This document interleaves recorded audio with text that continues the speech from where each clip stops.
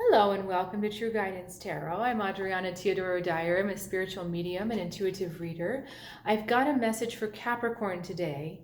And to let you know how this works, I've asked my guides in spirit to send a message through the cards that will be deeply helpful and meaningful for you this week and really will help you move forward on your path as you navigate what's going on in your world. And if you're new to this channel, welcome, and I strongly invite you to subscribe so that you can stay in contact with this high vibrational, beneficial, heart-centered information every week. And if you're returning to the channel, thank you so much for your support, and thank you also for considering this information. I really love doing these readings for you, and it means so much that we can share this time. So let's start right away with your cards. We have the theme of the past coming back for you. This is not really a surprise given the time we're in. We're in a Mercury retrograde in Scorpio. So this is bringing back all of our past hurts, all of our past junk, so that we can heal and deal with it. And I very much see this theme in your reading. So you're like, oh great, oh, what is this week gonna be? So we've got the Knight of Swords energy. So there's something that is going to trigger you in the direction of the rest of your story that we're going to talk about. Well, that's helpful, right? So there's something that is putting pressure on you to really consider and resolve these issues that are coming up right now. Knight of Wands wants to move very quickly, and they want to move very purposefully. So the only problem with the Knight of Wands is that they're so focused on their purpose that they don't tend to consider what's going on around them. So we're already starting this idea of the unavailable male. So let me go into the next card, which is your response, the Six of Cups. The Six of Cups looks backwards to the past, and especially with this card in this particular deck, it talks about looking back to your childhood. And that's not a bad thing to look back to your childhood, but the only thing is the Six of Cups tends to look back with rose-colored glasses that don't always see things the way they are or the way they were through the lens of the adult. So as an adult, you're able to be more objective. The child likes to see things as kind of most wonderful and fantastical and idyllic, right? So we have this Knight energy. Something happens and you're just kind of triggered to revisit some issue from your childhood, and we'll get to what issue that is. But it comes up very quickly and it comes up very strongly for you, and there's something in the way that this message comes up that also triggers what the message is. All of this is going to make sense in a second, I promise. So the Knight of Wands, remember I said he's an emotionally unavailable, emotionally inconsiderate kind of man who tends to just kind of focus on his stuff rather than what else is around him. And that could be the thing that triggers you. So let me get straight into the other cards just so that this becomes clearer. This was a very difficult message to pull out, and I feel like it was difficult because it's deeply rooted in what's going on. So I can't predict how you're going to respond to this message, but just know that it's very deeply in there. We've got the Queen of Pentacles here. We've got the King of Swords. We've got the Ten of Pentacles, the Nine of Swords, and then the Judgment. Again, a theme about the past. The Judgment is about overcoming the past. So in a nutshell, that is your invitation this week. The past is coming back, not so that we can wallow in it, not so that we can blame other people or shame other people, but so that we can resolve it and heal, because that's what we deserve to do, is we deserve the healing for ourselves. So that's why this is coming up for you. The Queen of Pentacles in this reading, I feel, is your energy. It's the energy of someone who always wanted to go out and maybe have a good time, but had to be the practical one to stay back to really take care of things, like hold the fort down. So I see the sun behind her. It's kind of like that shining good time. So she's watching other people like having a great time.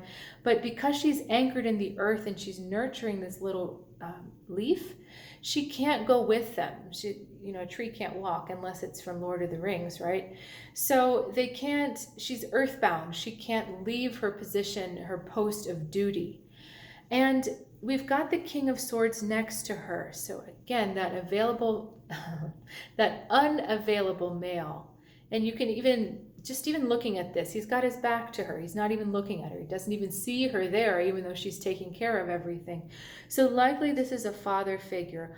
All this father figure can see is the Ten of Pentacles. And the Ten of Pentacles is that goal, that material goal that we want to have. So he's looking at his goal, and I've never noticed this before. There's a dragon behind her. I mean, I've seen the dragon behind her, but it almost looks like a kangaroo, like even the forearms, and a kangaroo would be poised to spring and poised to jump on his opportunity. So this was a man who spent a lot of time in his head, strategizing and thinking and coming up with plans to gain what he wanted at possibly any cost. There are no emotional cards here. There's no water cards. There's no kindness in this energy here. He's after what he wants and he's going to get it at whatever cost. The only problem is the cost of him going after all that stuff, all of those material things, meant that you were not tended to on your own. You never got seen or appreciated or really nurtured because this person was not available. Now, we've got the Nine of Swords going into the Judgment. So likely this is not the first time you're hearing this information. This is not the first time you've encountered it. But there's a part of you, the Nine of Swords energy, that does not want to let it go, that is afraid to release that connection to that father figure. So, oh man, they're pulling me even deeper with explaining this to you than when I was just looking at the cards. So let me just stay focused here. So this Nine of Swords energy knows that you need to drop that. You need to drop the whole taking his behavior personally, internalizing the fact that this is your role because he wasn't there. There's part of you that needs to drop all of that because you're not flying and soaring in the air. So you look at these two cards, they both got wings, but he's on the ground and she's not. She's ready to rise above it and see why he did what he did. Because likely in his own childhood, there was emotion. It was emotionally dry. It was a desert. There was no one for him. So he didn't get the emotional support he needed. Therefore, you didn't get it either. And they're telling me something else. So just give me a second here. Yeah, lost in that desert. Okay, what? Okay, they're saying that you took your role on not because you wanted to, but because you felt you had to. Because this is so fascinating, that the pairing off of these cards, he can only see pentacles, he can only be materials. So you want to be the Queen of Pentacles so that you could possibly be seen. You're like, if I speak his language, if I do what I'm supposed to do, if I'm a good girl, if I'm a good person, it doesn't have to be a girl, it could be a man as well. If I'm a good person and I take care of things, then he'll recognize me because he understands that language. But unfortunately, he never did. He never saw you. And there's part of you that doesn't want to let that whole thing go. That connection, the swords to swords connection. So it's like you became pentacles because that's what his eye was on. But now you don't want to drop the swords. You don't want to drop your thoughts about it. And you don't want to drop the knowing that if you did drop this identity that you took on and you dropped all that responsibility, you know that you would fly and you would finally encounter that fun and that sun and that heart's purpose that you were desiring in the first place. Okay, wow. Get refocused here. This is just such a deep, deep message for you. Whoever you became here to try to get this person to acknowledge you and to see you and to approve of you, that didn't work. And you didn't have fun doing that role. And I know like fun isn't everything, right? But when there's fun, it means that your heart's involved. It means that your spirit is light and your soul is enjoying itself. That's why I keep coming back to fun. And so in order for you to find that lighter side, that fun, that soul, and that heart to just start beating again, you've got to drop all of this and go for this. So the judgment day is such an interesting concept in the Bible. I'm not religious, so if you know more about this than I do, please correct me in the comments. But the judgment day is that end of the world where the dead all kind of rise up and they get sorted, right? Some go into heaven, some don't. And for us, regardless of your religion, that means sorting through the things that work for you and sorting through the things that don't. Sorting through the things that are aligned with your higher purpose and sorting through the things that are earthly and are getting you stuck. It's an invitation to really transform yourself into something else because that's who you authentically are. And I think, yeah, in this card, and also I believe on the original deck, they're all naked. And I think that's part of the biblical symbology as well, is that you rise up into the air naked. So you're free of your titles, your trappings, your clothing. Everyone looks equal and they're naked, they're vulnerable, they're authentic.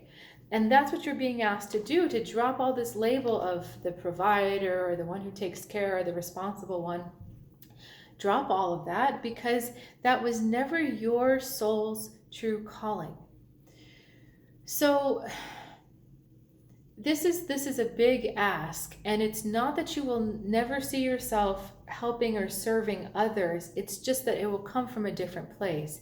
It will come from a place of authenticity rather than trying to please someone else. It comes on your terms, not their terms.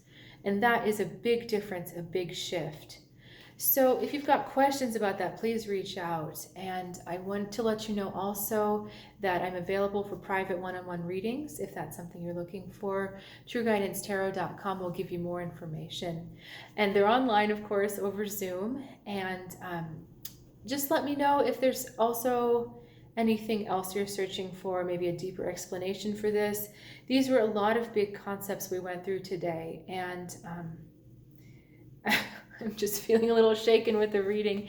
So yeah, let me know if there's any other questions or any other help you need, and I will look forward to seeing you next week. Have a good one.